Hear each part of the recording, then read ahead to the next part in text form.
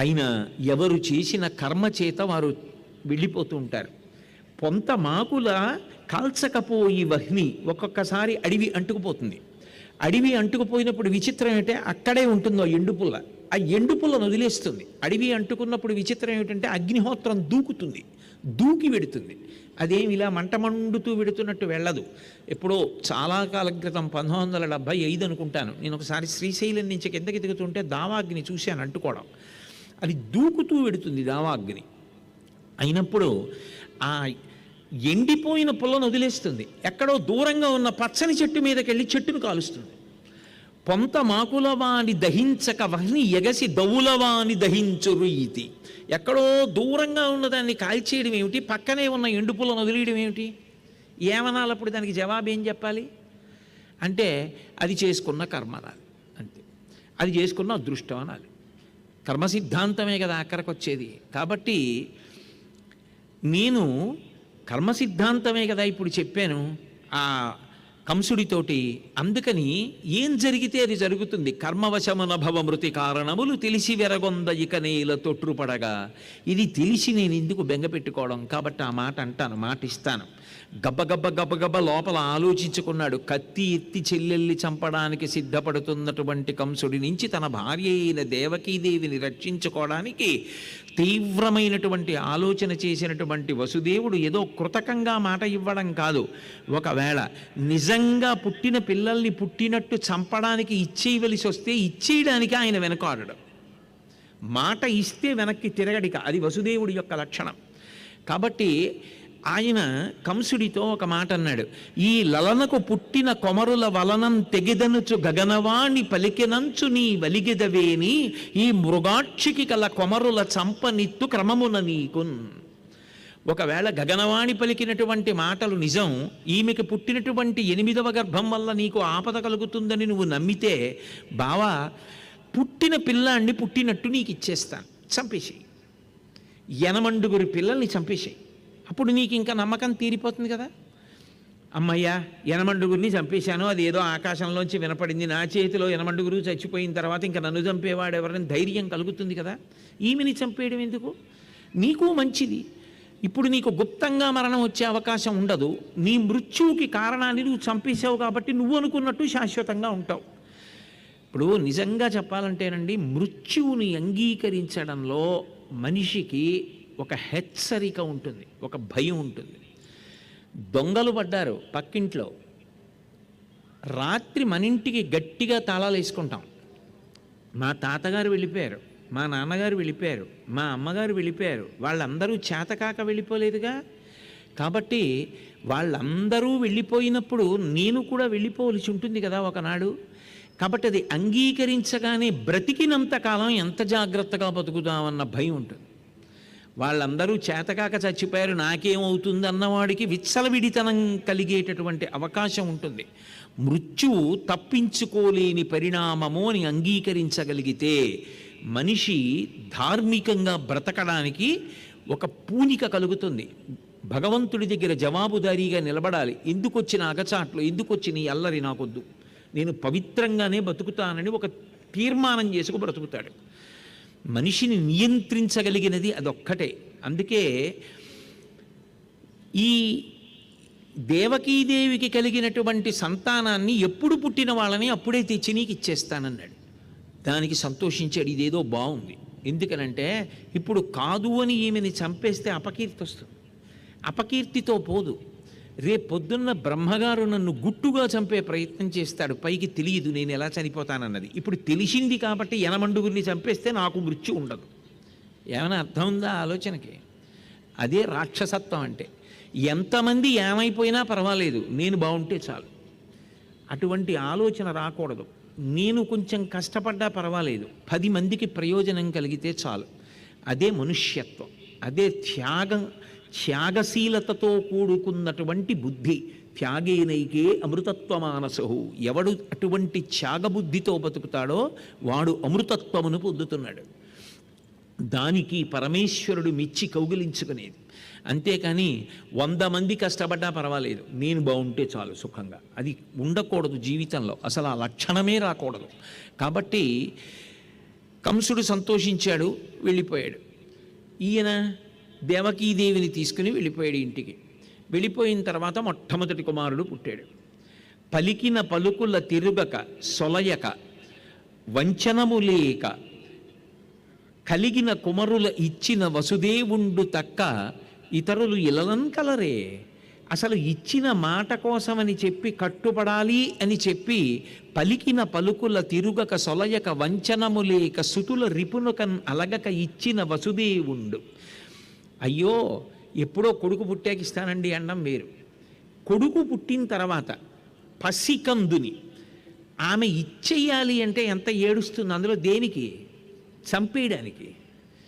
పట్టుకెళ్ళి ఇచ్చేస్తుంటే అది నిజమా తెలీదు, అబద్ధమా తెలీదు. ఎప్పుడు 8వ గర్భం అంటే 1వ గర్భం నుంచి చంపడానికి ఇచ్చేయాలంటే మాట మాత్రం తిరగను, ఆ మాట ఇచ్చాను, తప్పడానికి కాదు, మోసం చేయడానికి కాదు అని పట్టుకెళ్ళి ఇచ్చేసినటువంటి వాడు వసుదేవుడు.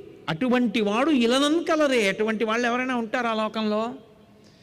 అది ఆయన ధర్మం. భాగవతంలో 2 తీవ్రమైన వ్యతిరేక కోణాలు కనిపిస్తాయి.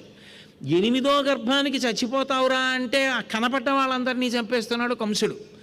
7 రోజుల్లో చచ్చిపోతావురా అంటే ఇక మళ్ళీ నేను చచ్చిపోకుండా ఉండడానికి ఏం వినాలో చెప్పండి అని కూర్చున్నాడు పరీక్షిత్తు. వీళ్ళిద్దరి వల్ల భాగవతం వచ్చింది. అది విచిత్రం. కాబట్టి పలికిన పలుకుల తిరగక సొలయక వంచనము లేక సుతుల రిపునకున్ అలగక ఇచ్చిన ధీరుండిల వసుదేవుండు తక్క ఇతరులు కలరే. అటువంటి ధీరుడు వసుదేవుడు తప్ప ఈ భూమి మీద ఇంకొకరు ఉంటారా?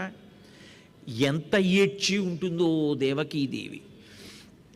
కథ వినడం తేలిక, కానీ కథ విన్నప్పుడు మనసునందు కలిగిన ఆర్ద్రతయే పాపచింతనని పోగొడుతుంది. తప్పు, ఇటువంటి పనులు చేయకూడదు మనం అన్న భావన కలుగుతుంది. సరే, ఒకళ్ళు అయిపోయారు, 2 అయిపోయారు, 3 అయిపోయారు, 4 అయిపోయారు, 5 అయిపోయారు, 6 అయిపోయారు. 6 అయిపోయిన తర్వాత ఇక 7వ సంతానం కలగాలి. నిజంగా ఆ దేవకీదేవి ఎంత ఏడుస్తుంటుంది, ఆ వసుదేవుడు ఎంత ఏడుస్తూ ఉంటాడు.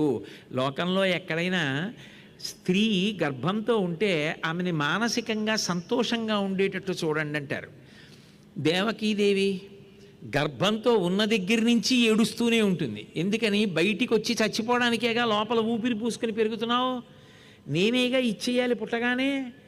ఆయన పట్టుకెళ్ళి ఇచ్చేయాలిగా అన్నయ్యకి. పైగా పైవాడు కాడు చంపుతున్నది అన్నయ్యే, అది ఘోరంగా చంపుతాడు. వాడికి ఇచ్చేయాలి కదా. అందుకోసం ఒక్కసారి చూడ్డానికి ఇంత కష్టపడి కడుపులో మొయ్యడం. ఆవిడ ఎంత బాధపడి ఉంటుంది, ప్రతి క్షణం ఎంత నరకం అనుభవించి ఉంటుంది. అయినా ఆయన సంతోషంగానే ఉన్నాడు.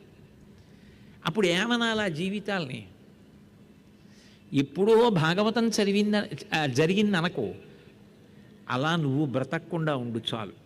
లేకపోతే కంసుడి కథకి మన కథకి వేరు లేకుండా పోతుంది స్మా అని చెప్పడం. ఎందుకని అంటే కంసుడు గత జన్మయందు కాలనేమి, కాలమునకు నేమి అంటే ఇరుసు లేకుండా కదలదు చక్రం.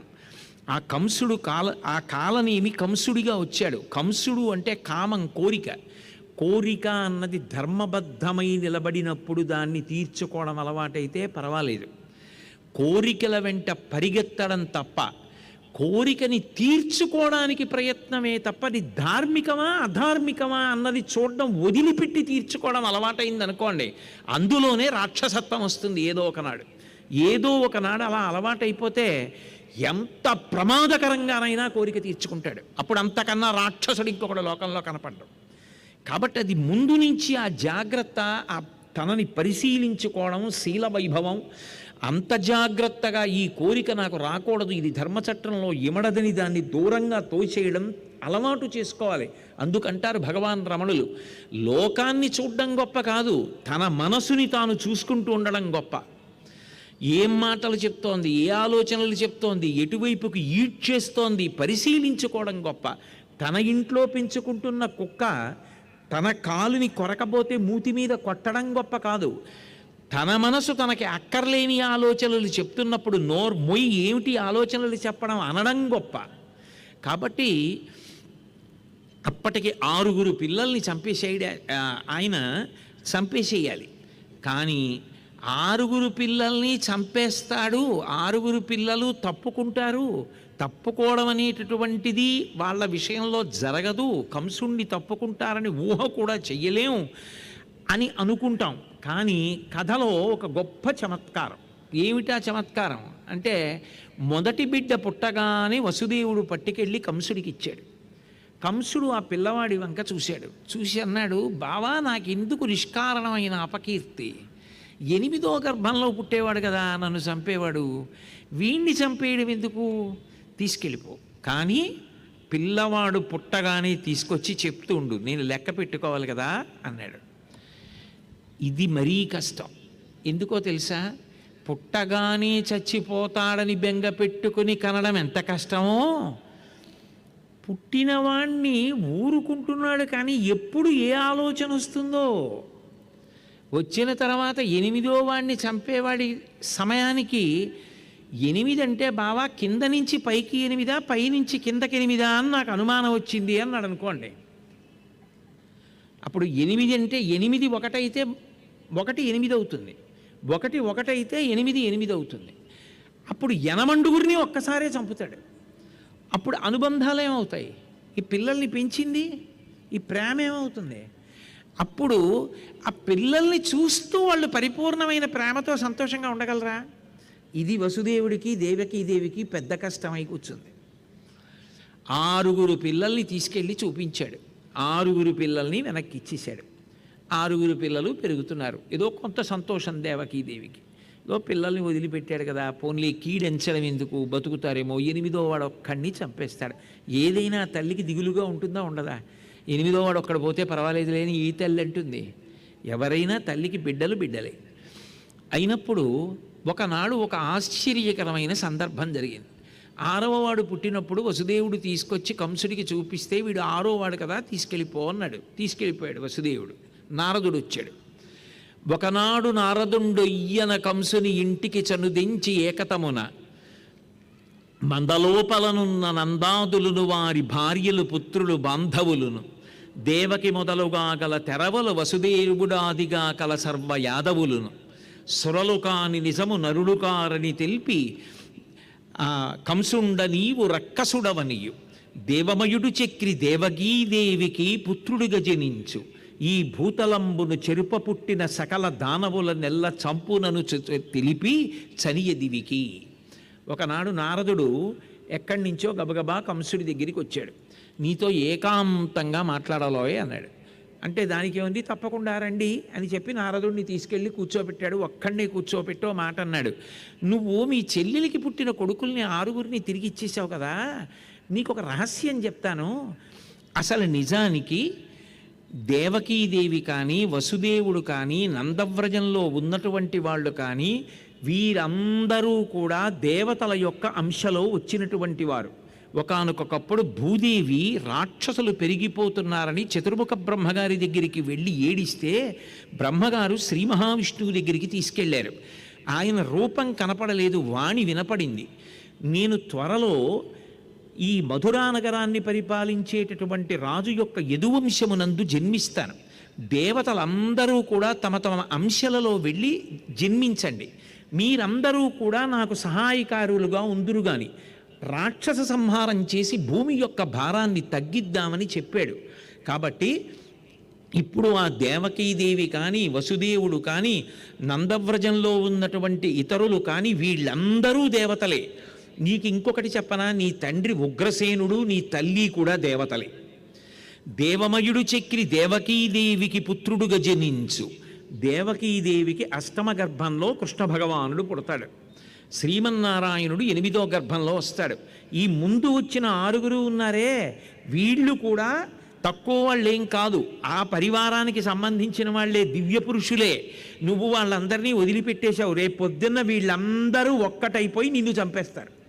ఎందుకని అంటే దేవమయుడు చక్రి దేవకీదేవికి పుత్రుడుగా జనించు భూతలంబును చెరుప పుట్టిన సకల దానవుల నెల్ల సంహరించునని తెలిపి చనియదివికి. భూతలాన్ని చెరప పుట్టినటువంటి రాక్షసులందరినీ చంపేస్తారు వాళ్ళందరూ. ఈ మాట చెప్పగానే విన్నాడు. అన్న చూసావా, పొరపాటు అయిపోయింది, 6 వదిలేశానన్నాడు. వెంటనే కబురు చేశాడు, 6 తీసుకురా అన్నాడు. వచ్చేటప్పుడు నువ్వు చెల్లెలు కూడా రండి అన్నాడు. దేవకీదేవిని వసుదేవుణ్ణి తీసుకెళ్ళి కారాగారంలో పెట్టాడు. ఈ 6 పిల్లల్ని చంపేశాడు. చంపేసి వాళ్ళు నాకు శత్రువులు అన్నాడు. తండ్రి ఉగ్రసేనుణ్ణి తీసుకొచ్చి కారాగారంలో పెట్టేశాడు. ఎక్కడెక్కడ యదువంశంలో ఉన్నటువంటి వాళ్ళు ఉన్నారో వాళ్ళందరినీ తీసుకొచ్చి కారాగారంలో ఉంచడం మొదలు పెడితే చాలామంది చెదిరిపోయి రకరకాల దేశాలకు వెళ్ళిపోయారు. ఆ కంసుడి బాధపడలేక చివరికి తండ్రిని కూడా తీసుకొచ్చి కారాగారంలో పెట్టేశాడు. పెట్టేసి తానే రాజ్యం ఏలడం ప్రారంభం చేశాడు. ఆ స్థితిలో దేవకీదేవికి 7వ గర్భం వచ్చింది. వచ్చినప్పుడు శ్రీమన్నారాయణుడు యోగమాయని పిలిచాడు. యోగమాయ అంటే ఎవరో కాదు, మీరు బాగా గమనించాలి అంటే భగవత్తత్వము స్త్రీగా ప్రకాశిస్తే నారాయణి, భగవత్తత్వము పురుషుడిగా ప్రకాశిస్తే నారాయణ. అందుకే ఇద్దరూ అలంకార ప్రియులు, ఇద్దరూ అవతారం తీసుకుంటారు, ఇద్దరూ రాక్షస సంహారం చేస్తారు. అన్నా చెల్లెళ్ళుగా ఇద్దరూ అందుకే ఒక కడుపున ఒక్కరోజునే పుడుతూ ఉంటారు. మీరు అందుకే చూడండి, శివ శివాని భార్యాభర్తలు, హంస హంసిని భార్యాభర్తలు, భవ భవాని భార్యాభర్తలు, రుద్ర రుద్రాణి భార్యాభర్తలు, ఈశ ఈశాని భార్యాభర్తలు, నారాయణ నారాయణి భార్యాభర్తలు కారు, అన్నా చెల్లెళ్ళు. ఎందుకని అంటే శ్రీమన్నారాయణుడు అన్నగారు, ఆమె చెల్లెలు, ఇద్దరిది ఒకటే ప్రతిజ్ఞ.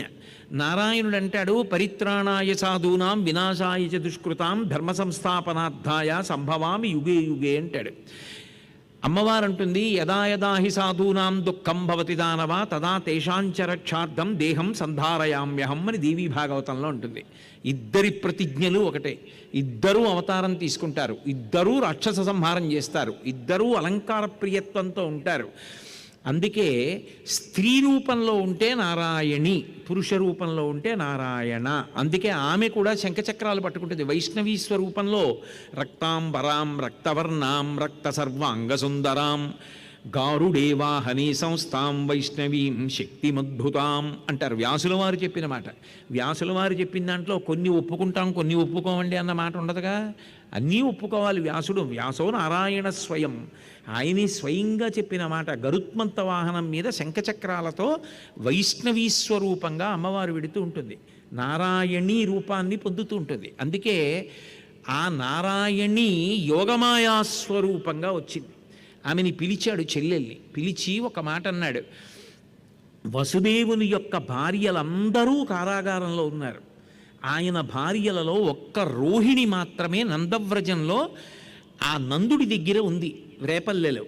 కాబట్టి నువ్వు ఒక పని చెయ్యి, అందరూ గర్భస్రావమైందనుకుంటారు, నువ్వు ఈ దేవకీదేవి యొక్క గర్భంలో ఉన్నటువంటి పిండాన్ని జాగ్రత్తగా తీసేసి ఇదే వసుదేవుని యొక్క భార్య రోహిణి నందవ్రజంలో ఉంది కాబట్టి ఆమె గర్భమునందు ప్రవేశపెట్టు.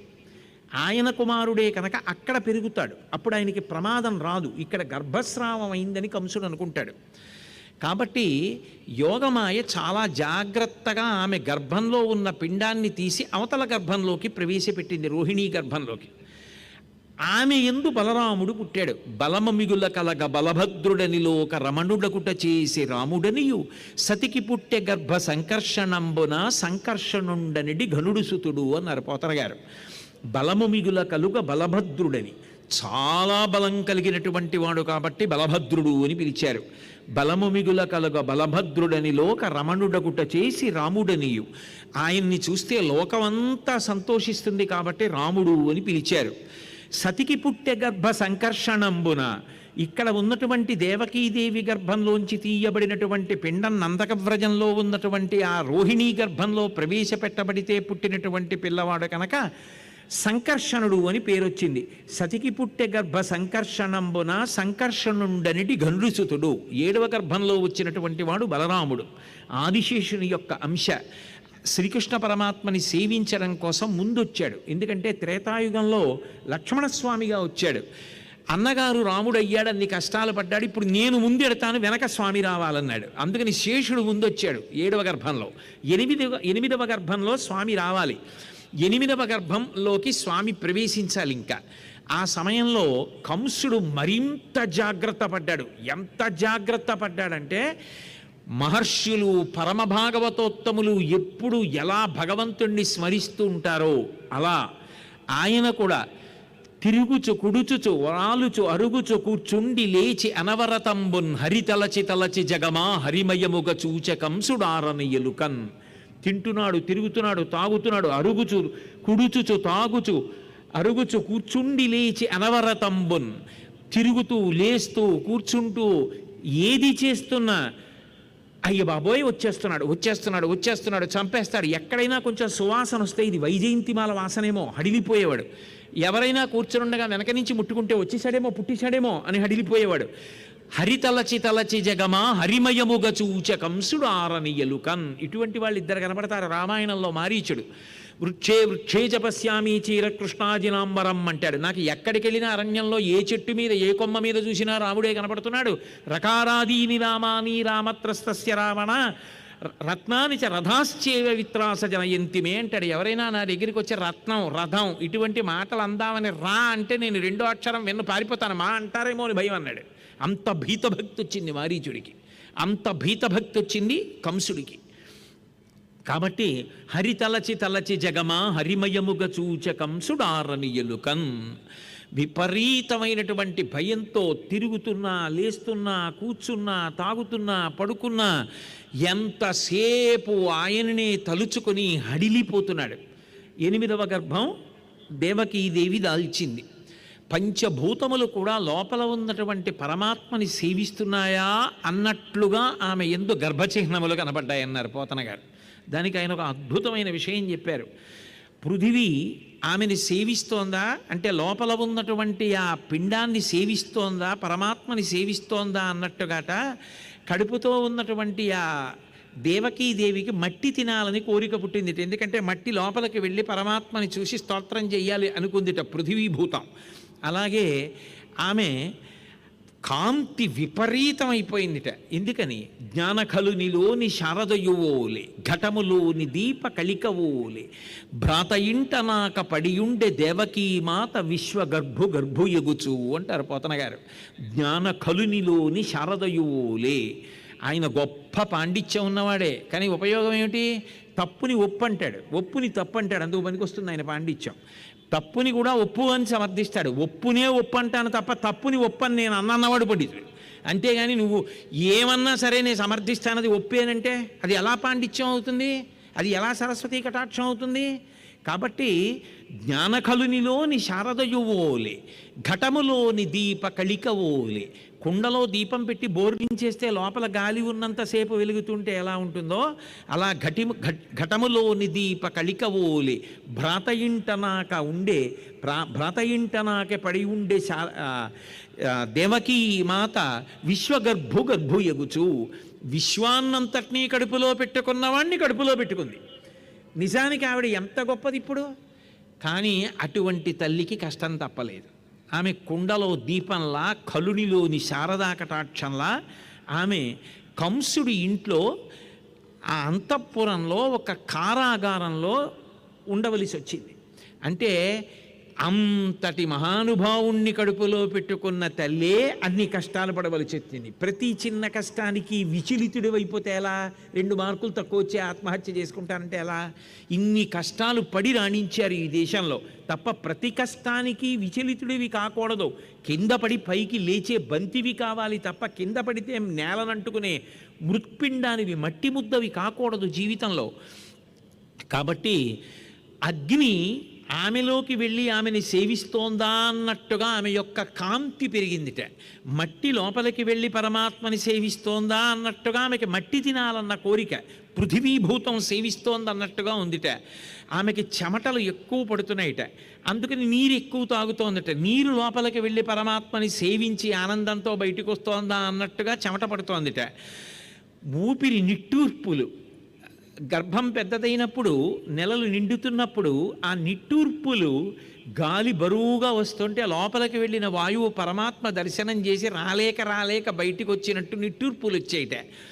ఆకాశం లోపలికి వెళ్ళి పరమాత్మని సేవించి వచ్చిందా అన్నట్టుగా ఆమె నడుము విశాలమైందిట. అలా పంచభూతములు కూడా లోపల ఉన్నటువంటి పరమాత్మని సేవిస్తున్నాయా అన్నట్టుగా ఉందిట. చతుర్ముఖ బ్రహ్మగారితో కలిపి దేవతలందరూ కూడా కంసుడి యొక్క అంతఃపురంలో ఉన్నటువంటి కారాగారంలో ఉన్నటువంటి దేవకీదేవి గర్భంలో ఉన్నటువంటి పరమాత్మ దర్శనం కోసం ఆవిడ గర్భంలోకి వెళ్ళారు. అది నిజమైన గర్భాలయం. ఆ గర్భంలోకి వెళ్ళి పరమాత్మ దర్శనం చేశారు. దర్శనం చేసి అక్కడ స్తోత్రం చేశారు. స్వామి, నువ్వు సామాన్యుడివి కావు, కేవలము రాక్షస సంహారం కోసం అని చెప్పి ఇలా అవతరించాలని ఇంత కష్టంలో దేవకీదేవి అష్టమ గర్భానికి రావడం కోసం, ఒకవేళ వస్తే నిన్ను చంపడానికి కంసుడు ఉద్యుక్తుడవుతున్నాడని తెలిసి కూడా దేవకీ గర్భంలోకి ప్రవేశించి ఎదుగుతున్నావు. నిజానికి ఏ వికారములు పొందవలసినటువంటి అవసరం లేని పరమాత్మవి మా అందరి కోసమని దేవకీ గర్భంలో పెరిగి పెద్దవాడి అవుతున్నావు. అజాయమానో బహుధా విజాయతే అంటుంది వేదం. పుట్టుక లేని వాడివి ఇన్ని మాటలు పుడుతున్నావు. ఇది మా అందరి కోసం నువ్వు చేస్తున్న గొప్ప లీల. అసలు ఈ సృష్టిలో నువ్వు హేళగా ఎన్నిటినో చేశావు. సంసారం అనేటటువంటి ఒకే ఒక చెట్టుకి సుఖదుఖములనేటటువంటి 2 పళ్ళు పెట్టి, సత్వరజస్తమో గుణములనేటటువంటి 3, ధర్మార్థ కామమోక్షములనేటటువంటి 4, శబ్దస్పర్శరసరూప గంధములనేటటువంటి 5, జరామరణములు, శోకమోహములు, ఆకలి దప్పులు అనేటటువంటి 6 ఊర్ములను, చర్మము, రక్తము, మాంసము, కొవ్వు, అస్థి, శుక్ల, మేధ అనబడేటటువంటి 7 పదార్థములను, అలాగే పంచభూతములను, మనోబుద్ధి అహంకారములనేటటువంటి 3 కలిపి 8, 9 రంధ్రములను, 2 కళ్ళు, 2 ముక్కు రంధ్రాలు, 2 చెవి రంధ్రాలు, 6, నోరు 7, మలద్వారం 8, మూత్రద్వారము 9, 9 రంధ్రములతో కూడుకున్న ఈ చెట్టుకి 10 వాయువులు ప్రాణ, అపాన, వ్యాన, ఉదాన, సమాన, నాగ, కూర్మ, కృకర, ధనంజయ, దేవదత్తములనబడేటటువంటి 10 వాయువులను కుంభించి నీ శాసనం అయ్యే వరకు బయటికి వెళ్లకుండా నియంత్రించి నిలబెడుతున్నావు. ఇంతటి పరమాద్భుతమైనటువంటి శక్తి కలిగినటువంటి పరమాత్మవి తొందరగా నువ్వు ఒక రూపంతో బయటికి వచ్చి రాక్షస సంహారం చేసి లోకముల యందు ధర్మాన్ని నిలబెట్టమని ప్రార్థన చేస్తున్నామని వినతి చేసి దేవతలందరూ కూడా గర్భంలోంచి బయటికి వచ్చి దేవకీదేవిని స్తుతి చేసి వెళ్ళిపోయారు. వెళ్ళిపోయిన తర్వాత అష్టమ గర్భం ఉదయించవలసినటువంటి సమయం ఆసన్నమైంది. పరమాత్మ చేసేటటువంటి పనులు జన్మకర్మచమే దివ్యం అంటాడు. ఆయన పుట్టడం ఏదో కర్మ అనుభవించడానికి ఒక వ్యక్తి పుట్టినట్టుగా ఉండవు. ఆయన వచ్చాడు అంటే దానికి ఒక అర్థం ఉంటుంది.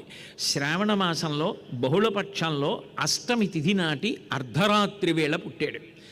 అర్ధరాత్రి కాకపోయినా కొంచెం అర్ధరాత్రి దాటిన తరువాత అష్టమి తిథి ఉంటున్నటువంటి రోజున శ్రీకృష్ణ జననం చెప్పుకోవడం ఓ విచిత్రం. అనుకోకుండా అలా వచ్చింది. ఇవాళ సప్తమి అర్ధరాత్రికి వెళ్ళిపోతే అష్టమి వచ్చేస్తోంది. కాబట్టి ఆయన అలాగే ఎంచుకుని ఎందుకు ముహూర్తం పెట్టుకోవాలి అంటే, శ్రావణ మాసం అనేటటువంటిది దక్షిణాయనంలో వస్తుంది. దక్షిణాయనం దేవతలందరికీ కూడా రాత్రి. అంటే అది మనకొక్కళ్ళకే రాత్రి కాదు, దేవతలకు రాత్రి. అది బహుళపక్షంలో అష్టమి నాడు పుట్టాడు. బహుళపక్షంలో పుట్టాడు కాబట్టి శుక్లపక్షం అయితే పితృదేవతలకి పగలు, కృష్ణపక్షం అయితే పితృదేవతలకు రాత్రి. కృష్ణపక్షంలో పుట్టాడు కాబట్టి పితృదేవతలకు రాత్రి. శ్రావణ మాసాన్ని నభోమాసం అంటారు. నభోమాసంలో నల్లటి మబ్బులు వర్షం కురవడానికి బాగా కిందకి దిగొస్తాయి. దాని చేట పగలు కూడా బాగా చీకటిగా ఉంటుంది.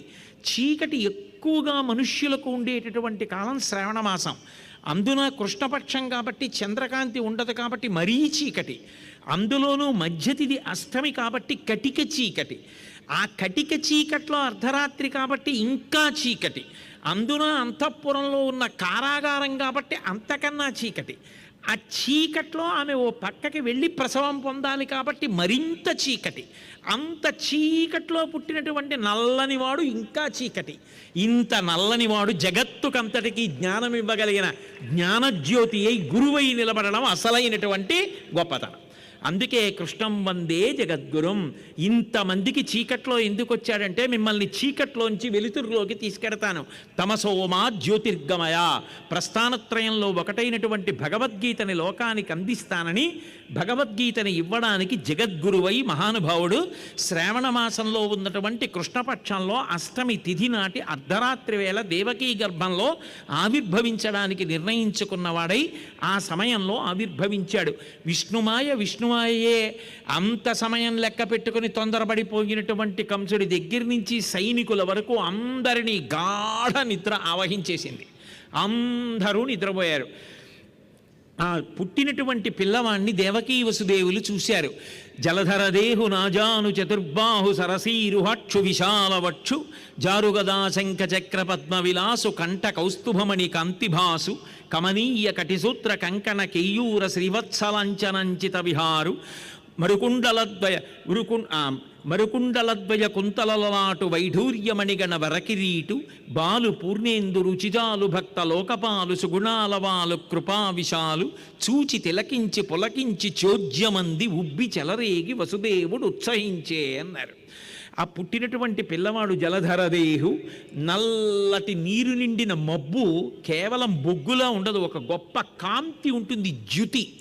త్రిజగన్మోహన నీలకాంతి తను ఉద్దీపింప అని భీష్ముడు చెప్పినట్టు అటువంటి జలధరదేహు నాజాను చతుర్బాహు, శంఖచక్ర గదా పద్మములు పట్టుకున్నటువంటి 4 చేతులతో పీతాంబరం కట్టుకున్నవాడై వనమాలా విరాజితుడై కుండలములు ప్రకాశిస్తూ ఉండగా మహానుభావుడు శ్రీవత్సమనేటటువంటి పుట్టుమచ్చతో కూడుకుంటున్నటువంటి వాడై అందరూ ఆయనని చూసేటప్పటికి కళ్ళతో జుర్రుకోవలసినటువంటి పరమాద్భుతమైనటువంటి రూపంతో సాక్షాత్ శ్రీమన్నారాయణుడుగా ఆమె కడుపున ఆవిర్భవించాడు.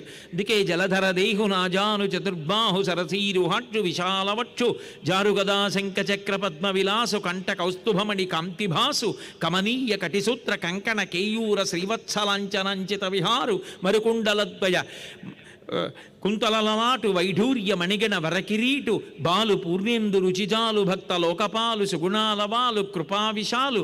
అటువంటి పిల్లవాడిని చూసుకుని ఇటువంటి పరమాత్మ లోకములను కన్న తండ్రి నాకు కొడుకుగా వచ్చాడని ఎంత పొంగిపోయి ఉంటాడు ఆ వసుదేవుడు. బాలు పూర్ణేందు రుచిజాలు లోకపాలు కృపావిశాలు చూచి తిలకించి పులకించి చోద్యమంది ఉబ్బి చెలరేగి వసుదేవుడు ఉత్సహించే. పొంగిపోయాడంతే వసుదేవుడు. నేను శ్రీమన్నారాయణుడికి తండ్రిని అవడమా అని. కొడుకు పుడితే మైల తీరిపోగానే అంటే అశౌచం పోగానే గోదానం చేస్తారు. అందుకని ఆయన అనుకున్నట్ట, నేను ఎప్పుడో అశౌచం తీరిన తర్వాత స్నానం చేయడం నా చేతిలో లేదు, ఎందుకంటే కాళ్ళకి చేతులకి బంధనాలు వేసేశారు అని చెప్పి ఆయన ఏం చేశాడంటే, స్నానము చేయక రామిని ఆనంద రసాబ్ధి మగ్నుండై ధేనువులను 10,000 విప్రులకును మానసికముగా ధారవోసె మరి ఇచ్చుటకున్. మానసికంగా నేను ఆనందధారలో స్నానం చేసేశా, శ్రీమన్నారాయణుడికి తండ్రినయ్యా, మహానుభావుణ్ణి ఇటువంటి దర్శనం చేశా. ఈ ఆనందంలో తడిసిపోయిన తర్వాత ఇక నాకు బాహ్య స్నానంతో సంబంధం ఏమిటి? గోవిందేతి సదా స్నానం, గోవిందా గోవిందా అంటాం అలవాటైతే వాళ్ళు నిత్యము శౌచమున్న వాళ్ళే, అస్తమానం శౌచం పొందినట్టే. ఎందుకంటే గోవిందనామం పలికితే శౌచం కలుగుతుంది. అటువంటిది నేను ఎదురుగుండా పరమాత్మని దర్శనం చేసి తండ్రినైన తరువాత ఇంకా నాకు స్నానం చెయ్యలేదన్న దోషం ఎక్కడుంది? అందుకని మానసికంగా 10,000 గోవుల్ని విప్రులకి దానం చేసేస్తున్నానన్నాడు. బయటికి వచ్చిన తర్వాత నిజంగా దానం చేస్తాను, ఇప్పుడు 10,000 గోవుల్ని ఇచ్చేస్తున్నానన్నాడు అని మానసికముగా ధారవోసే మరి ఇచ్చుటకున్. మళ్ళీ ఇవ్వడం కోసం ముందు 10,000 గోవుల్ని ఇచ్చేశాడు. ఇచ్చేసి పరమానంద పడిపోయి, లోకంలో ఎక్కడైనా కొడుకు పుడితే తండ్రి ఎత్తుకుంటాడు, కానీ ఈయన నా తండ్రి అని నిజానికి ఆ పిల్లవాడికి తెలిసే అవకాశం ఉండదు. తల్లి చెప్పాలి, నాన్నగారా నువ్వు అనకూడదురా అని. అమ్మ తండ్రి గౌరవాన్ని నేర్పుతుంది పిల్లవాడికి. చిత్రం ఏమిటంటే, పిల్లవాణ్ణి చూసి తండ్రి 2 చేతులెత్తి నమస్కారం చేసి నేల మీద పడి సాష్టాంగం చేసి స్తోత్రం చేశాడు. స్వామి, మేమెంత అదృష్టవంతులం, సర్వము నీలో నిధిగా సర్వాత్ముడవ ఆత్మవస్తు సంపన్నుడవై సర్వమయుడవగు నీకును సర్వేశ్వర లేవులోను సంధులు వెలయన్. ఈశ్వర, సర్వము మీలో ఉంటాయి, అన్నిటి యందు మీరు ఉంటారు. మీకు లేనిదన్నది మీకు కోరిక ఉండడం అన్న మాట లేదు. అటువంటి నిత్య పరిపూర్ణుడవైనటువంటి నువ్వు నాకు కొడుకుగా వచ్చావు, ఏమి నా భాగ్య విశేషం.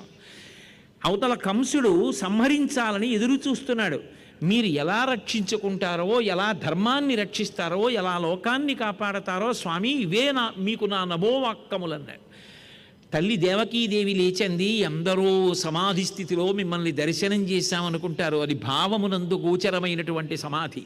కానీ యథార్థముగా మీ రూపం ఇలా ఉంటుంది అని మిమ్మల్ని ఇలా దర్శనం చేసేటటువంటి భాగ్యము పొందిన దానను నేను ఒక్కతనే అయినా మాతృత్వం అన్నది ఉన్నదే, దాని చేత నీకు ఏ ఆపద కలుగుతుందో, కంసుడు నిద్రలేస్తాడేమో, నిన్నేమైనా చేస్తాడేమో అని భయం కలుగుతోంది స్వామి, జాగ్రత్త పడండి, కంసమద జరగాలి, రాక్షస సంహారం జరగాలి, భూమికి బరువు తగ్గాలి, మా వంటి భక్తుల్ని మీరు కాపాడాలని చెప్పి తల్లి దేవకీదేవి కొడుకుని ప్రార్థన చేసింది. అది విచిత్రం. ఆయన జరిగిన కథ వాళ్ళకి చెప్పాడు. అందుకే శ్రీకృష్ణావతారం లాంటి అద్భుతమైన అవతారం ఇంకేది ఉండదు.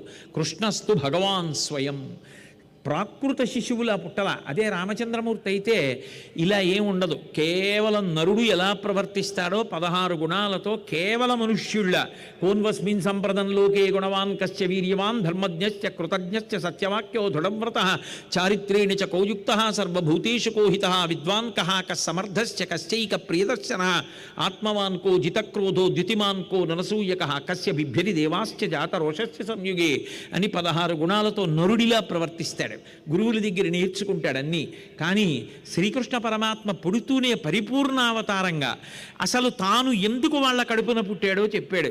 ఒకానొకప్పుడు మీరిద్దరూ కూడా నా కోసం ఘోరమైనటువంటి తపస్సు 12,000 దివ్య సంవత్సరములు చేశారు. అప్పుడమ్మా నీ పేరు పృశ్ని, నీ భర్త పేరు సుతపుడు, మీ ఇద్దరూ గొప్ప తపస్సు చేసి ఆకులు కూడా తినడం మాని చేశారు. నేను ప్రత్యక్షమయ్యాను. ఏం కావాలి అని అడిగాను. నా మాయ మిమ్మల్ని కప్పింది. ఆ సమయంలో నీలాంటి కొడుకు కావాలి అని అడిగారు. మోక్షం కూడా అడగలేదు ఇంత తపస్సు చేసి.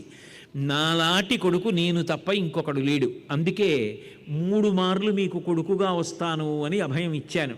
మీకు ఆ సమయంలో ఒకసారి కొడుకుగా వచ్చా. నీ పేరు పృశ్ని, ఆయన పేరు సుతపుడు కాబట్టి నా పేరు పృశ్ని గర్భుడైంది. వేరొకసారి మీరిద్దరూ అదితి కశ్యపులయ్యారు, నేను వామనమూర్తిగా వచ్చా. 3వసారి మీరు దేవకీ వసుదేవులయ్యారు, నేను కృష్ణుడిగా వచ్చా. ఈ అవతారంలో గొప్పతనం ఏమిటంటే నా రూపాన్ని, నా గుణాన్ని, నా అందాన్ని, నా కథల్ని ఒకసారి స్మరిస్తూ ఉంటే చాలు. అది కృష్ణతత్వం. ఒక్కసారి నా కథలు వింటూ ఉంటే, నా లీలలు వింటూ ఉంటే, నా గురించి తెలుసుకుంటూ ఉంటే, నా స్పర్శ కలిగినటువంటి కారణం చేత సమస్త బంధనములు విడిపోతాయి. ఇక మీరు మళ్ళీ పుట్టవలసిన అవసరం ఉండదు. మీరు నాలో చేరిపోతారని అభయం ఇచ్చి తర్వాత వాళ్ళు చెయ్యవలసినటువంటి కార్యమేమిటో వసుదేవుడికి భావప్రచోదనమయ్యేటట్టుగా చేసి ఆయన తన యొక్క దివ్యమైనటువంటి రూపాన్ని ఉపసంహారం చేసి ప్రాకృత శిశువుగా మారిపోయాడు. మారిపోగానే ఆ పిల్లవాడిని తీసి గుండెల మీద పెట్టుకుని వసుదేవుడు బయటికి బయలుదేరాడు. బయలుదేరగానే ఆ కారాగారం తలుపులకు వేసినటువంటి పెద్ద పెద్ద ఇనప గొలుసులు తెగిపోయాయి. వాటికి వేసిన తాళం కప్పలు ఊడిపోయాయి. పరమాత్మ ఒక్కసారి ఎక్కడవ్వాలి, ఇక్కడే అవుతుంది దర్శనం. అంతర్ముఖ సమారాధ్య బహిర్ముఖ సుదుర్లభ, బయట కాదు, ధ్యానంలో ఇక్కడవ్వాలి దర్శనం. అందుకే భిజ్యతే హృదయ గ్రంథి చింద్యంతే సర్వసంశయా క్షీయంతే చాస్యకర్మాణి తస్మిన్ దృష్టే పరావరే. పరమాత్మ దర్శనం అయిన తర్వాత ఇంకా సంశయములు, కర్మలు ఇటువంటి ఉండడానికి వీల్లేదు. అందుకే ఆ కర్మబంధనములు, ఆ గొలుసులు తెగిపోయాయి, సంశయములు, తాళములు ఊడిపోయాయి. ఆ జన్మల యందు ఉండేటటువంటి సంసారం అనేటటువంటి కారాగారం తలుపులు తెరుచుకుపోయాయి. కామమనే కంసుడు నిద్రపోయాడు. రాక్షస పరివారం ఇంద్రియవృత్తులన్నీ కూడా నిద్రైపోయాయి. ఆ కృష్ణ పరమాత్మని గుండెల మీద పెట్టుకుని బయలుదేరుతుంటే ఆయనకి ఏ ఇబ్బంది కలగకుండా ఆచ్ఛాదించి పట్టుకోవడానికి వెనక పడగలు విప్పి ఆదిశేషుడు బయలుదేరాడు. తిన్నగా యమున దగ్గరికి వెళ్ళారు. భయంకరమైనటువంటి వరదతో వెడుతోంది యమున. యమునకు ఒక లక్షణం ఉంటుంది, యమునా నది వెనక్కి తిరగదు, కానీ గంగ తిరుగుతుంది. గంగ కాశీ పట్టణంలో అప్పటి వరకు దక్షిణంగా ప్రవహించి ఉత్తరానికి తిరుగుతుంది. అందుకే కాశీ గంగా అంటారు. ఎక్కడైనా గంగే. కాశీ గంగా అనడం ఎందుకంటే దక్షిణానికి వెడుతున్న గంగ ఉత్తరానికి తిరుగుతుంది. పుట్టిన ప్రతి జీవి ఎన్ని కోట్ల జన్మలెత్తినా ఒక్కొక్క క్షణం గడిచిపోతుంటే కదలకపోయినా ప్రయాణం జరిగిపోతూ ఉంటుంది దక్షిణ దిక్కుకి. ఎందుకంటే ప్రతి ఊరికి దక్షిణాన శ్మశానం ఉంటుంది. కాలం గడిచిపోతోంది అంటే అక్కడికి వెళ్ళిపోవలసిన సమయం ఆసన్నం అయిపోతోంది. కానీ ఎవరు ప్రయత్నపూర్వకంగా ఉత్తరానికి తిరుగుతాడో వాడికి ఉత్తరాన మృత్యుంజయుడు పరమశివుడు హిమపర్వతం మీద కూర్చుని ఉంటాడు. అంటే అటు తిరిగారు అంటే దాని అర్థం ఏమిటంటే ఇక మళ్ళీ పుట్టవలసిన అవసరం లేదు అని గుర్తు. అందుకే దక్షిణామూర్తిగా ఆయన దక్షిణాన్ని చూస్తే సనక సనందనాదులు ఉత్తరాన్ని చూస్తూ కూర్చుంటారు. చిత్రం వటతరోర్మూలే వృద్ధా శిష్యా గురుర్జివా గురోస్తు మౌనం వ్యాఖ్యానం శిష్యాస్తు చిన్న సంశయా గురవే సర్వలోకానాం భిషజే భవరోగిణాం నిధయ గురవే సర్వ విద్యానాం దక్షిణామూర్తయే నమః అని. అదే యమునైతే వెనక్కి తిరగదు, ముందుకే వెళ్ళిపోతుంది. ఎందుకని అంటే సూర్యుడి కొడుకు యముడు, సూర్యుని కూతురు యమున. యమున కాలానికి చిహ్నం. కాలం ముందుకు వెళ్ళిపోవడమే తప్ప కాలం వెనక్కి రాదు. ఆ ముందుకు వెళ్ళిపోతున్నటువంటి కాలంలో ఏ జీవి ఎప్పుడు పడిపోవాలో చూసి అప్పుడు పడగొట్టడం యముని యొక్క ధర్మం. ఇద్దరికీ ఆధారంగా ప్రయాణం చేయడం సూర్యుడి యొక్క లక్షణం. అందుకే యమున విశేషమైనటువంటి పరవళ్లతో వెళ్ళిపోతోంది. కానీ గుండెల మీద పెట్టుకుని కృష్ణ పరమాత్మని వచ్చినటువంటి వసుదేవుడికి త్రోవ వదిలిపెట్టేసింది. ఆశౌరికి తెరవసగెను ప్రకాశోద్ధత తుంగ భంగ కలిత ధరా సాకాశయగు యమున మును సీతేశునకు పయోధి త్రోవ ఇచ్చిన భంగిన్ అన్నారు పోతన గారు. ఒకప్పుడు రామావతారంలో సముద్రం ఎలా చోటిచ్చేసిందో అలా అంత గొప్ప వరదతో ప్రవహిస్తున్నటువంటి యమునా నది గుండెల మీద కృష్ణుండి పెట్టుకుని వచ్చినటువంటి వసుదేవుడికి దారి ఇచ్చేసింది. ఆ యమున దాటిపోయాడు. అంటే ఎవరు పరమాత్మని ఇక్కడ ధరిస్తున్నాడో వాడు కాలమును దాటిపోతున్నాడు. ఇక కాలమునందు మళ్ళీ పుట్టవలసిన అవసరం ఉండదు. అది లోపల కృష్ణ పరమాత్మకి సంబంధించినటువంటి అవతారంలో ఉన్న గొప్ప రహస్యం. అందుకని యమున దాటిపోయాడు, నందవ్రజానికి వెళ్ళాడు. యమునకి ఆవల నందవ్రజం ఉంటుంది, యమునకి ఈవల మధురానగరం ఉంటుంది. ఇటు కంసుడు ఉంటాడు, అటు నందుడు ఉంటాడు. నందుడు అంటే ఆనంద స్వరూపుడు, ఎప్పుడూ తనలో తాను సంతోషించేటటువంటి యోగి. యోగరతోవా భోగరతోవా సంగరతోవా సంగవిహీన యస్య బ్రహ్మణి రమతే చిత్తం నందతి నందతి నందత్యేవ. తనలో తాను రమిస్తూ భగవంతుణ్ణి ఇక్కడ చూసేవాడెవరో, అటువంటి సాధకుడెవరో, అటువంటి యోగి ఎవరో ఆయన నందుడు. ఇటు పక్క కామంతో కోరికలతో ఎప్పుడూ కలయ తిప్పి మధురమైన ఊహలతో తిప్పేటటువంటి కోరికల పుట్ట కంసుడు. కంసుడు మధురని పరిపాలిస్తాడు. నందవ్రజం దగ్గర నందుడు ఉంటాడు. మధ్యలో యమున అడ్డుంటుంది. యమున దాటితే నందవ్రజానికి వెడతారు. అందుకని పరమాత్మని తీసుకుని నందవ్రజానికి వెళ్ళాడు. అక్కడ యశోదకి యోగమాయ జన్మించింది. ఇద్దరు ఒక్కసారే పుడతారు. అందుకే ఈయనకి తల్లి యశోద అవుతుంది. తల్లి ఆ యశోదకి ఆమె పుట్టింది. అంటే ఇద్దరికీ తల్లిదండ్రులు ఎవరయ్యారు? ఒక్కళ్ళే అయ్యారు. ఆమె ఇక్కడికి వస్తుంది దేవకీదేవి దగ్గరికి. ఈ దేవకీకి ఈయన పుడతాడు. అంటే ఇద్దరికీ తల్లిదండ్రులు ఒకరే అవుతారు. నారాయణ నారాయణి అన్నా చెల్లెళ్ళు అవుతారు. ఇద్దరు రెండు రూపాలతో కార్యాన్ని నిర్వర్తిస్తూ ఉంటారు. అది అసలు గొప్ప విశేషం. అనుభవించగలిగితే ఇన్ని రూపాలతో పరమాత్మ ఎంత చమత్కారం చేస్తూ ఉంటాడో అర్థం అవుతుంది. అందుకని తీసుకెళ్ళి ఆ ప్రసవమై ఆడపిల్ల పుట్టి ఉన్నది, ఆడపిల్ల పుట్టిందని కానీ ప్రసవమైందని కానీ ఎవ్వరికీ తెలియదు. అది యోగమాయ అంటే.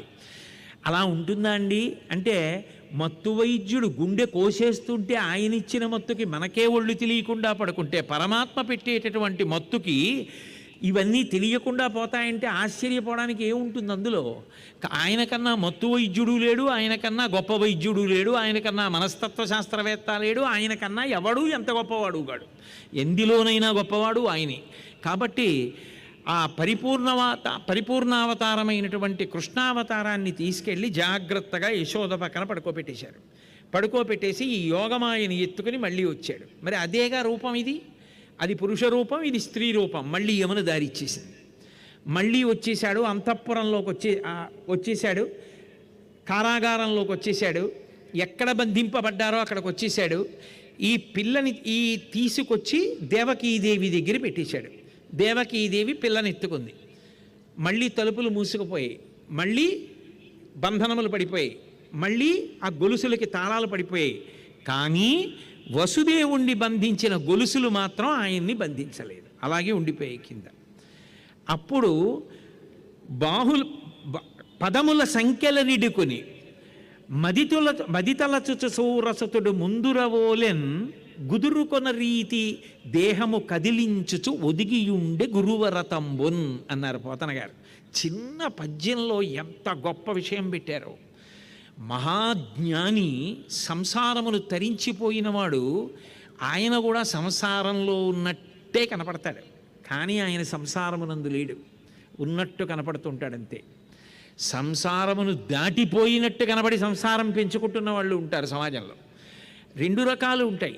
కాబట్టి సంసారమునందు ఉన్నట్టుగా ఉన్నాడు, అందుకే తను తగిలించుకున్నాడు తప్ప బంధనాలు ఆయన్ని తగులుకోలేదు. బాహుల పదముల సంఖ్యలనిడుకొని, కాళ్ళకి చేతులకి ఆయన వేసుకున్నాడు సంఖ్యళ్ళు, అంటే ఆయన సంసారంలో ఉన్నట్టు కనపడుతున్నాడు, కానీ నిజానికి ఆయన లేడు. తామరాకు మీద నీటి బొట్టుంది తప్ప నీటి యందు లేదు. నీటి నుండి వేరే తామరాకు మీద ప్రకాశిస్తున్నట్టుగా సంసారము కన్నా అతీతముగా ఉన్నాడు. అందుకని ఒకసారి కృష్ణ దర్శనం అయిపోయి ఆయన్ని గుండెల మీద పెట్టుకున్న తర్వాత ఉండేటటువంటి యోగి స్థితి అంతే. కాబట్టి పదముల సంఖ్యల నిడుకుని మది తలచుచు సూరసుతుడు ముందరివోలెన్ గుదురు కలరీతి దేహము కదిలించుచు ఒదిగియుండే గురువరతంబున్. నిజానికి ఇప్పుడు నిర్భయుడు. ఆయనకేం ఒకసారి భగవద్దర్శనమై అద్వైతానుభూతి పొందేశాక ఇంకా భయం ఏమిటి?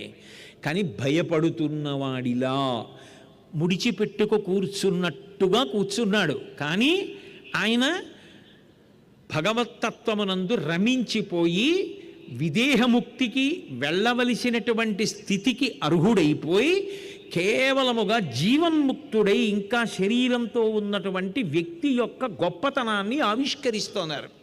కాబట్టి ఆ స్థితిలో వసుదేవుడు కూర్చుని ఉన్నాడు. దేవకీదేవి మాత్రం కథ ముందుకి వెళ్ళాలి కదా. వైష్ణవమాయ కప్పింది. తనకు ఆడపిల్లే పుట్టిందనుకుందో, ఈ ఆడపిల్ల నాదే అనుకుందో, రక్షించుకోవాలనుకుందో, ఆ ఆడపిల్ల క్యారమని గట్టిగా ఏడ్చింది. ముహూర్తం పెట్టుకుని ఏడ్చారు చక్కగా ఇద్దరు. అప్పటి వరకు కుయ్యి కయ్యి లేదు. అప్పుడు ఏడ్చింది గట్టిగా. ఏడవగానే కాపలా వాళ్ళందరికీ తెలివొచ్చింది. కాపలా వాళ్ళందరికీ తెలివి రాగానే నిద్రపోయి తెలివి వచ్చింది అనుకోవట్లేదు. మేమందరం తెలివిగానే ఉన్నాం, ఆమెకి ప్రసవమైందని తెలుసుకున్నాం అనుకున్నారు. వాళ్ళు ముందు చూసింది ఏమిటంటే గొలుసులు అలాగే ఉన్నాయా, తాళాలు అలాగే ఉన్నాయా. తేడా వస్తే కంసుడు వచ్చాక తల తీసేస్తాడు, లోపల శిశువు మారిపోయిందేమోనని. ముందు వాళ్ళ భద్రత చూసుకోవాలి కదా.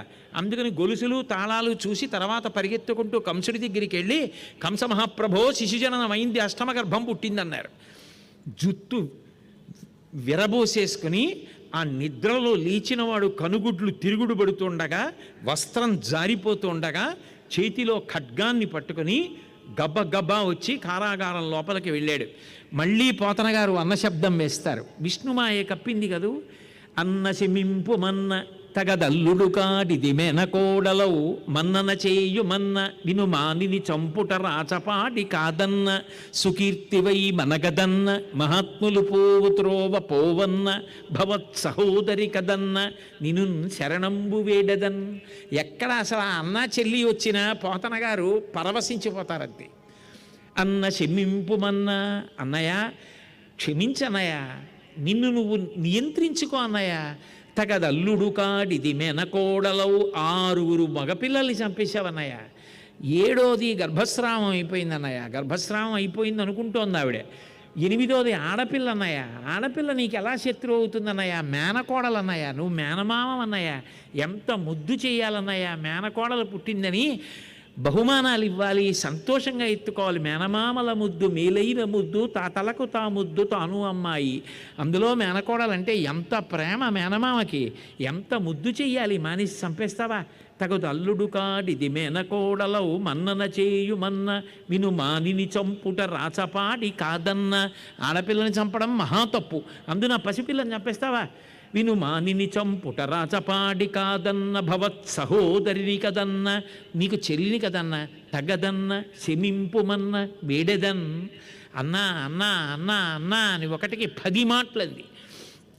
అయినా అష్టమ గర్భం ఉపేక్షించడానికి వీల్లేదని ఆమె ఆ పిల్లని గుండెలకి అలదుకుని తన పవిట కొంగుతో ఆచ్ఛాదించిన ఆ పాదములు పట్టుకుని ఆ పిల్లని లాగేసి గాలిలో గిర్ర తిప్పి నేలకేసి కొట్టాడు. ఆ పిల్ల నేలకి తగలడం మానేసి పైకి ఎగిరిపోయింది. ఎగిరిపోగానే ఆమె 8 భుజములతో శంఖము, చక్రము, గద, పద్మము, అలాగే ధనస్సు, బాణములు, ఆ ఢమరుకము శూలము మొదలైనటువంటి 8 ఆయుధములను చేతిలో ధరించి నిలబడితే గంధర్వులు, యక్షులు, కిన్నెరులు, కింపురుషులు అందరూ ధూప దీప నైవేద్యములతో ఆమెని స్తోత్రం చేస్తున్నారు. ఆమె 14 రూపాలతో ఆ తల్లియే ఈ లోకంలో పూజలు అందుకుని ఇప్పటికీ భక్తుల యొక్క కోరికలు తీరుస్తోంది అంటారు. అదే దుర్గా, భద్రకాళి, అలాగే ఆ తల్లి శాంభవి అన్న పేరుతోటి, ఈశాన అన్న పేరుతోటి, వైష్ణవి, మాధవి, కృష్ణ, నారాయణి, పార్వతి, చండిక, కుముద, ఇటువంటి 14 పేర్లతోటి కూడా ఆ తల్లి ఈ లోకంలో అనేక స్థానముల యందు వెలిసి భక్తుల యొక్క కోర్కెలు తీరుస్తూ నైవేద్యాలు అందుకుంటూ ఆమె లోకాన్ని కాపాడుతోంది. ఆమె ఇంతమంది స్తోత్రం చేసి ధూపం వేస్తుంటే గొప్ప వాసనలతో తుమ్మెదలు మూగుతున్న పుష్పమాలలు ధరించి ఆ పైనుంచి ఆమె కంసుడిని ఉద్దేశించి చెప్పింది, తెంపరివై బొరింబొరిని దేవకి బిడ్డల చిన్ని కుర్రలం చంపితివి, ఇంకనైన ఉపశాంతి వహింపక రాళ్ళ మీద నన్నొంపితివి శిరో ఇది బీరమే, నా సరసంజనించి నిన్ను చంపెడి వీరుడొక్క దశ సంస్కృతి పొందెడివాడు దుర్మతి అంది. దుర్మార్గుడా, ఇప్పటికే 6 పిల్లల్ని చంపేశావు, నన్ను కూడా చంపాలనుకున్నావు, రాళ్ళ మీద నన్నొంపితి విసిరో, రాళ్ళకేసి కొట్టి చంపాలని విసిరి కొట్టావు, కానీ నన్ను చంపడం నీ వల్ల కాదు. నీకొక రహస్యం చెప్పనా, నిజానికి నిన్ను చంపేవాడు నాతో కలిసి పుట్టాడు, ఆయన ఎక్కడున్నాడో నీకు తెలియదు. సంస్కృతి పొందెడు వాడు దుర్మతి, వేరొక చోట పిల్లవాడు పెరుగుతున్నాడు, నీకు తెలియదురా. నేను పుట్టాను అనుకుంటున్నావు, నేను కాదు పుట్టింది. అష్టమ గర్భంలో పుట్టినవాడు వేరొక చోట పెరుగుతున్నాడు, వాడు పుట్టింది సత్యం, పెరుగుతున్నది సత్యం అది అని ఆ తల్లి అంతర్ధానం అయిపోయింది. అర్థమైంది, నేను ఎన్ని జాగ్రత్తలు తీసుకున్నా భగవంతుని యొక్క శక్తి భగవంతుని శక్తే. ఎక్కడో పెరుగుతున్నాడు, ఇప్పుడు మృత్యుభయం తప్పలేదు, కానీ అటువంటి రాక్షసత్వం ఉన్నవాడు ఎప్పుడు మంచివాడైపోతాడో ఎప్పుడు చెడ్డవాడైపోతాడో ఎవరూ చెప్పలేరు. అందుకని గబగబా దేవకీ వసుదేవుల దగ్గరికి వచ్చాడు, వాళ్ళ బంధనాలు విప్పేశాడు. బావా చూసావా లోకం ఎలా ఉంటుందో, అపకీర్తి మూట కట్టుకోవడానికి తప్ప 6 పిల్లల్ని చంపి ఏం సాధించాను బావా, 8వ వాడు పుట్టేట ఎక్కడికో వెళ్ళిపోయేట, మీరు మాత్రం ఏం చేస్తారు, నేనా చంపింది, నేను కాదు బావా. ఎవరి కర్మను అనుసరించి వాళ్ళు వెళ్ళిపోతారు, నేను చంపానని నువ్వు అనుకుంటున్నావు, నా కర్మ అప్రతిష్ట కోసం ఇదంతా జరిగింది. కాబట్టి మనసులో ఇంకొకలా పెట్టుకోకు బావా, అసలు వాడు వెళ్ళిపోయిన తర్వాత మీరెందుకు నాకు ఇక్కడ, మీరు ఇంటికి వెళ్ళిపోండి అని చెప్పి బంధనాలు విడిపించి వాళ్ళని ఇంటి దగ్గర దింపేసి తిరిగి వచ్చేసాడు. వచ్చేసిన వాడు వచ్చేస్తాడేమిటి, హిరణ్యకశిపుడు ఎలా ఉంటాడో అలాగే ఉంటాడు. అయితే ఈ కథ మొత్తంలో మీకు అనుమానం వచ్చేటటువంటి విషయం ఒక్కటి ఉంటుంది, దాన్ని మళ్ళీ నేను వెనక్కి వెళ్ళకపోతే మీకు ఆ అనుమానం అలా ఉండిపోతుంది. ఆయన అసలు 6 చంపలేదు కదా, 6 తిరిగి ఇచ్చేశాడు కదా. 6 తిరిగి ఇచ్చేసినప్పుడు ఊరుకుంటే గొడవ వదిలిపోయింది కదా. నారదుడు వచ్చి వాళ్ళందరూ దేవతలు అని చెప్పబట్టి కదా చంపేశాడు. అది చెప్పకపోతే దేవతలు చంపరేమిటి కంసుడిని, చెప్పడం ఎందుకు, ఆ 6 చంపించేయడం ఎందుకు పిల్లల్ని. కంసుడు చంపలేదు, నారదుడు చెప్పి చంపించేశాడు. ఏమైనా బాగుంది అది, ఎందుకు చెప్పాలి నారదుడు అంటే మీకు భాగవతంలో కనపడదు, కానీ దేవీ భాగవతంలో దీనికి పరిష్కారం దొరుకుతుంది. షడ్గర్భోపాఖ్యానము అని ఒక ఉపాఖ్యానం ఉంది. అందులో ఆ 6 పిల్లలు కూడా మరీచి, ఊర్ణాదేవి అని చెప్పి మహర్షి దంపతుల యొక్క సంతానం. ఆ 6 కూడా గొప్ప బ్రహ్మజ్ఞాన సంపన్నులు. కానీ వాళ్ళకి ఎందుకు వచ్చిందో ఆలోచన, వాళ్ళు ఒకప్పుడు బ్రహ్మచీష్టితం గురించి మనసులో వాళ్ళకి హాస్యంగా అనిపించి బ్రహ్మగారి గురించి వాళ్ళు నవ్వుకున్నారు. ఆయనకి కోపం వచ్చింది, మీరు ఇంత జ్ఞానం కలిగిన వాళ్ళు, ఇంత సత్వగుణ సంపన్నులు అయ్యుండి నన్ను గూర్చి వికటంగా నవ్వారు, కాబట్టి మీరు రాక్షసయోనుల యందు జన్మించండి అన్నాడు. వాళ్ళు, మేము నవ్విన మాట తప్పే, మేము అపరాధం చేసింది దోషమే, కానీ మేము రాక్షస యోనులలో పుడితే మళ్ళీ తరించడానికి మాకు అవకాశం ఎక్కడుంటుంది అని బాధపడ్డారు. బాధపడితే అప్పుడు శాపావకాశం ఇచ్చాడు, మీరు రాక్షస యోనులలోకి వెళ్ళినా మీ సత్వగుణం అలా ఉంటుంది, మీరు తపస్సు చేసి తొందరలో మళ్ళీ మీ రూపాలని మీరు పొందుతారని. ఆ కారణం చేత వాళ్ళు ఏం చేశారంటే, ముందు కాలనేమికి పుత్రులుగా వచ్చి శరీరాలు వదిలిపెట్టి హిరణ్యకశిపుడికి కొడుకులుగా వచ్చారు. ఆ 6 హిరణ్యకశిపుడి కన్నా కూడా ముందు తపస్సు చేశారు బ్రహ్మగారి గురించి. తపస్సు చేసి గొప్ప వరాలు పొందారు యుద్ధంలో గెలవడానికి. పొంది తండ్రి దగ్గరికి వచ్చి నమస్కారం చేసి చెప్పారు, నాన్నగారు మేము బ్రహ్మగారి గురించి తపస్సు చేశాం, బ్రహ్మగారు ప్రత్యక్షం అయ్యారు, ఇప్పుడు మేము దుర్నిరీక్షులం, ఇంత పరాక్రమం పొందామని. నేనే పొందలేదు కదా, నాకన్నా ముందు తపస్సు చేసి మీరు ఇంత శక్తిని పొందితే నా గౌరవం ఏమైపోవాలి, నేను పొందిన తర్వాత కదా మీరు పొందాలి. అదేం ప్రారంధమో, వాడికి కొడుకులు వృద్ధిలోకి వస్తే ఒప్పుకోడు. కాబట్టి మీరు వెళ్ళి పాతాళ లోకంలో అలాగే పడుకుని నిద్రపోండి, ఇంకా లేవరు మీరు. కాబట్టి మీకు ఉంటే ఎంత లేకపోతే ఎంత పరాక్రమం, నిద్రపోయి నిద్రలోనే చచ్చిపోయి మీరు మళ్ళీ పూర్వం మీ తండ్రి ఎవరో ఆ కాలనేమి కంసుడిగా వస్తాడు, ఆయన కడుపున పుట్టి ఆయన చేతుల్లోనే చచ్చిపోండి అని రెండుగా శాపం ఇచ్చాడు. అందుకని వాళ్ళు పాతాళలోకంలోకి వెళ్ళి నిద్రపోయి నిద్రలోనే మరణించి మళ్ళీ వాళ్ళు కాలనేమి యొక్క అంశ కంసుడి కనుక కంసుడి చేతిలో మళ్ళీ వెళ్ళిపోయారు. ఆ కంసుడు చంపేయాలి. అందుకని ఆ కంసుడి దగ్గరికి తేబడి కంసుడి చేతిలో మరణిస్తే తప్ప షడ్గర్భులు వాళ్ళ సహజ స్థానాలకు వెళ్ళిపోరు. వాళ్ళని అలా వదిలిపెట్టేశారనుకోండి, వాళ్ళు ఇక్కడ ఉండిపోవాలి చాలా కాలం. వాళ్ళు తొందరగా వెళ్ళిపోవడానికి అవకాశం ఇస్తానని బ్రహ్మగారు అన్నారు. అందుకని నారదుడు అవకాశం కల్పించాడు తప్ప ఆరుగురిని చంపించడం నారదుడి ఉద్దేశం కాదు. ఆ ధర్మ సూక్ష్మాన్ని గ్రహించగలిగితే అయ్యో నారదుడేమి ఇలాంటి పని చేశాడేమి అని మీకు మనసులో ఎక్కడైనా కించిత్ భారంగా ఉండిపోతుందేమో అని మళ్ళీ కథలో వెనక్కి వెళ్ళి ఒక్కసారి ఈ షడ్గర్భోపాఖ్యానం గురించి కించిత్తు స్పృశించాను. కాబట్టి ఇప్పుడు ఆ యోగమాయ అదృశ్యమైపోయింది. దేవకీ వసుదేవుల్ని కంసుడు విడిచిపెట్టేశాడు, అంతఃపురానికి వచ్చాడు. అంత మాత్రం చేత బాగుపడిపోయాడు అనుకోకూడదు. ఆ బుద్ధి క్షణక్షణం మారిపోతుంది. పరమ భయంకరులు క్రూరులు అయినటువంటి వాళ్ళందరినీ మంత్రులుగా సేనాధిపతులుగా మిత్రులుగా దగ్గరికి చేర్చుకున్నాడు. వాళ్ళందరినీ పిలిచి సమావేశం పెట్టాడు. సమావేశం పెట్టి నన్ను చంపేవాడిని చంపుదామని నేను చెల్లెల్ని తీసుకొచ్చి కారాగారంలో పెడితే వాడు గుట్టు చప్పుడు కాకుండా పుట్టి అదృశ్యమైపోయాట. వాడు ఎక్కడో పెరుగుతున్నట్ట. ఇప్పుడు వాడిని ఎలా పట్టుకోవాలి, ఎలా విష్ణువుని సంహరించడం అంటే వాళ్ళందరికీ వెంటనే రాక్షస బుద్ధి అంటే రాక్షస బుద్ధి. వాళ్ళు అన్నారు వెంటనే విష్ణువు యొక్క శరీరమును నరుక్కుంటూ వెళ్ళిపోతే విష్ణువు ఉండకుండా పోతాడు. పాదాలు మోకాళ్ళు నడుము పొట్ట అలా నరుక్కుంటూ వెళ్ళిపోతే ఇంకా మనిషి ఎక్కడ ఉంటాడు? కాబట్టి విష్ణువు ఉండే స్థానాలు ఏమిటి? యజ్ఞము, ధర్మము, ఋషులు, వేదము, గోవులు, సహనము, కాంతి, శోభ, శ్రద్ధ, ఇవన్నీ ఎవరెవరి ఎందున్నాయో వాళ్ళందరినీ చంపుకుంటూ వెళ్ళిపోదాం. అప్పుడు విష్ణు ఉండడు. కాబట్టి చంపేస్తా ఉన్నారు. అంటే వాడు చాలా బాగుంది ఈ ఆలోచన. కొంతమంది బయలుదేరి సత్పురుషులందరినీ చంపేయండి అన్నాడు. పోతన గారు ఒక తీర్పు చెప్పారు. వెదకి సాధు పురుషుల హింసింప వారి బలములు అణగిపోయే. సాధు పురుషుల జోలికి వెళ్ళి హింస చేస్తే వాళ్ళు మానసికంగా పడ్డ బాధకి వీళ్ళకి శారీరకమైన బాధలు వస్తాయి. వారి బలములు అణగిపోయి. అంతేకాదు ధర్మము, కీర్తి, ఆయువు ఇవన్నీ కూడా నశించిపోవడానికి కారణము సాధు పురుషుల జోలికి వెళ్ళడమే. కాబట్టి ఆ సాధు పురుషుల్ని చంపడం మొదలుపెట్టారు. ఎందుకని తమ చావు తాము వండుకోవాలి. కంసుడు తొందరగా చేస్తున్న పాపకృత్యముల చేత ఎవరినో చంపుతున్నాను అనుకుంటున్నాడు, కానీ తాను మరణిస్తున్నాడు. పూతన అని ఒక రాక్షసిని పిలిచాడు. ఆమెని పిలిచి నువ్వు ఒక గొప్ప రాక్షసివి, నీకు కామరూపం ఉంది, నువ్వు ఏ రూపం కావాలంటే ఆ రూపం పొందుతావు. కాబట్టి నువ్వు నందవ్రజానికి వెళ్ళు, ఇతర ప్రదేశాలకి వెళ్ళు.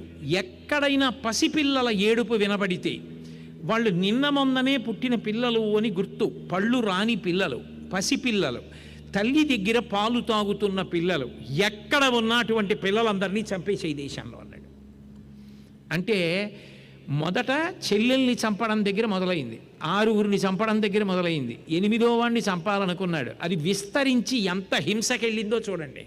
ఒక్కడు బాగుండడానికి ఎంతమందినైనా చంపేయడానికి సిద్ధపడుతున్నాడు.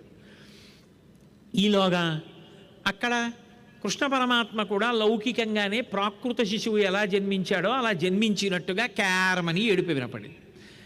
ఆ యశోద లేచింది, అబ్బా కొడుకు పుట్టాడని పరమానందాన్ని పొందేసింది.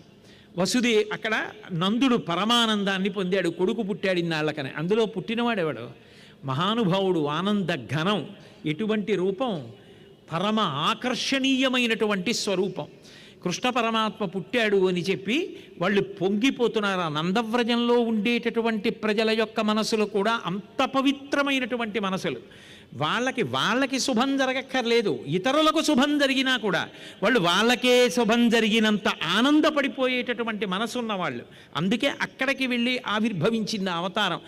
ఏమి నోమ ఫలము ఇంత ప్రొద్దొక వార్త వింటిమ బలలా రవినులరా మన యశోద చిన్న మగవాని కనెనట చూచివత్తమమ్మ సుధతులార చకనివాడు చిక్కినాడు నలనివాడు అలరివాడు చలనివాడు దక్కినాడు ఏ పూర్వ పుణ్యమో ఏ నోము ఫలమో. ఒకటి భాగవతంలోది, ఇంకోటి వేరే గ్రంథంలో. కాబట్టి ఏమి నోము ఫలము ఇంత ప్రొద్దొక వార్త వింటిమ బలలా రవినులరా.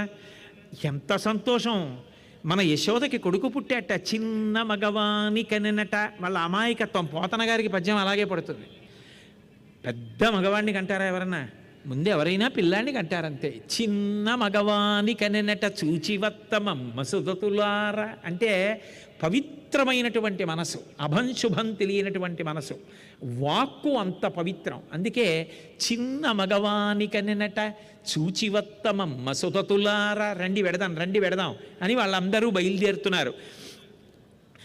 ఈ ఆభీర కుమారుడు వీరుండై వీరవైరి జేతయునై దీర్ఘాయుష్మంతుండగునని పాయక దీవించినప్పుడు బ్రాహ్మణ జనముల్.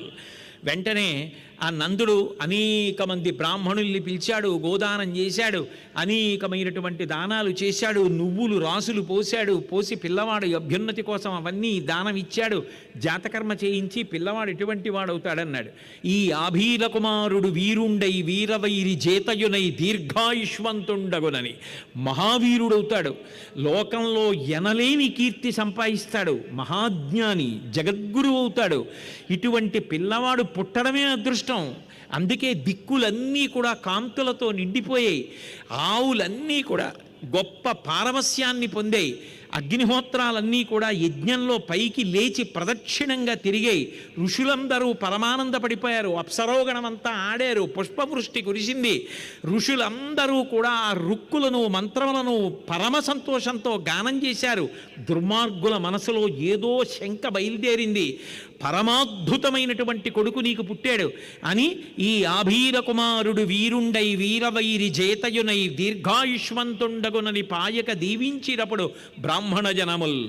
బ్రాహ్మణాశీస్సు సకల దేవతాశీస్సు అన్న నమ్మకంతో వసుదేవుడు ఆ నందుడు కృష్ణ పరమాత్మకి ఆశీర్వచనం చేయించిన తర్వాత అక్కడ దుందుబులు మురసే గాయక సందోహము పాడే సూత సముదాయముతో వందిజనులు కీర్తించిరి క్రందుగ వీతించ భద్ర కాహళరవముల్.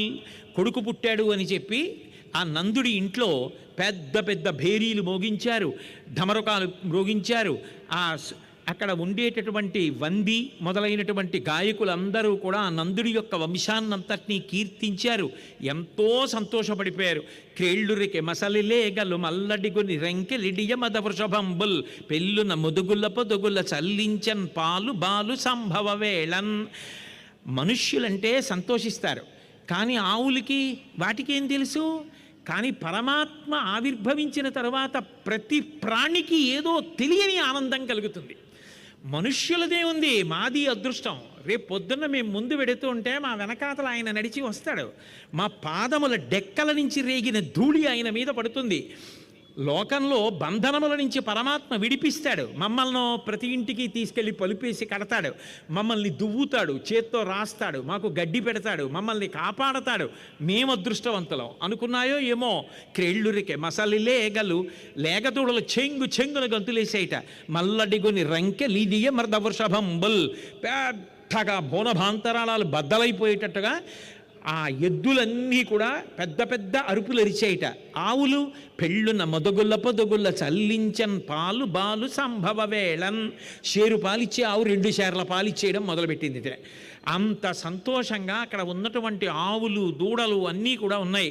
కంచుకములు తలకట్లును కాంచన భూషాంబరములు మెరయగ గోపకు లేతించిరి మంచి పదార్థములు కొనుచు మాధవు చూడన్.